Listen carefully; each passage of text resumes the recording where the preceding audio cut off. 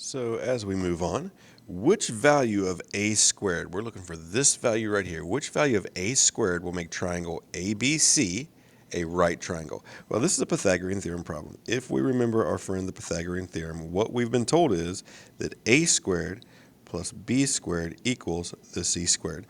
The two legs that make up the right angle, if I square those values and add them together. And that's what these squares represent. This represents a square whose leg length is A, and this represents a square whose leg length is B, and that square plus that square is equal to this square whose leg length is C. No, there's a lot of little confusing pieces to that, but just try to make heads or tails out of it as our first step.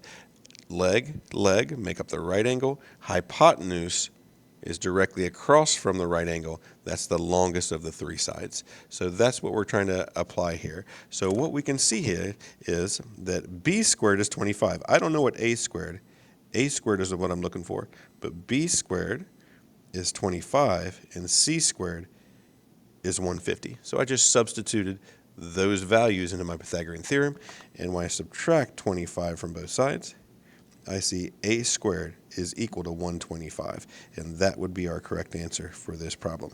Now, if we were asking what the length was, if it was an application problem, we would want to go ahead and take the square root of both sides to see what a is. But in this case, they're just trying to check the proof of the Pythagorean theorem that if I make a square that's a, and I make a square of b, and add those two together, for this to be a right triangle, I should say, it has to be a square that has a leg length of c, and when a squared is 125, that would make that true.